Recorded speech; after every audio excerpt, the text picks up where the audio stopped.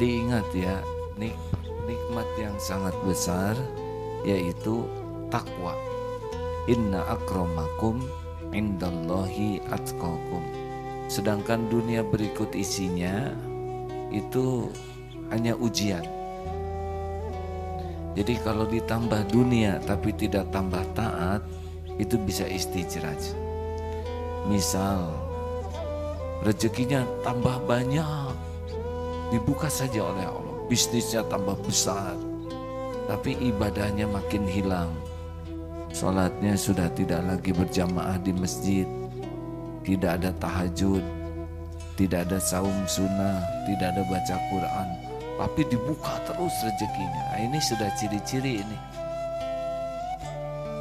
Karir dunianya naik, pangkatnya naik terus, tapi tidak punya lagi waktu belajar agama, tidak ada lagi kumpul-kumpul dengan orang soleh, tidak ada lagi nikmatnya di masjid. Ini sudah jelas istijraj. Atau dia semakin jadi pemimpin padahal dia zolim, sering berbuat zolim, tapi naik jabatannya, bertambah-tambahlah kezolimannya. Anak bisa istijraj, ditambah anak, tapi anaknya tidak ada satupun yang dekat dengan Allah. Memang dunianya dikasih gelar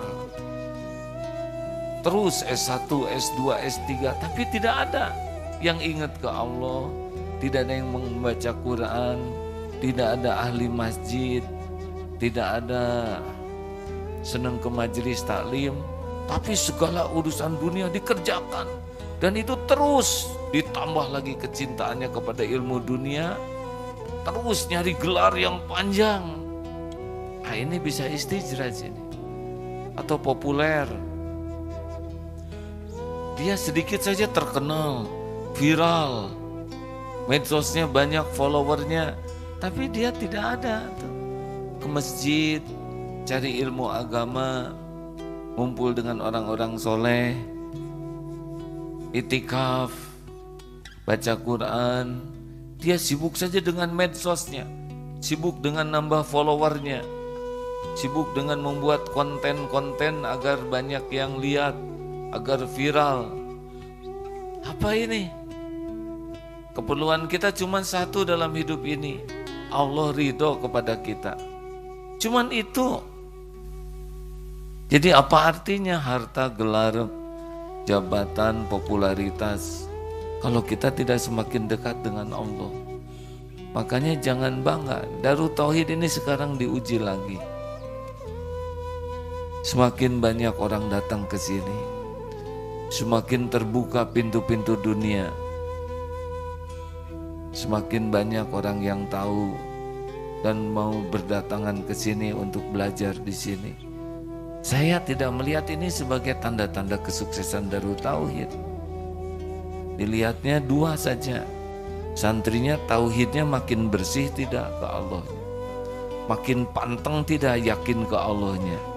Dan yang kedua, makin rahmatan lil alamin tidak, ke makhluk-makhluk makin berakhlak, ke orang Islam, orang non-Islam, kepada binatang, pepohonan, kepada seisi alam, makin bagus tidak akhlaknya. Ini ciri-ciri orang yang takwa, patuh ke Allah, yakin ke Allah, kemudian patuh kepada perintah Allah, dan pasrah.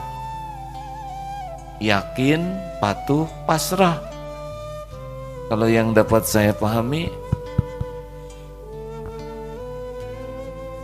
keyakinan kepada Allah itu berbuah patuh kepada perintah Allah, baik dalam mematuhi perintah maupun menjauhi larangan, dan pasrah.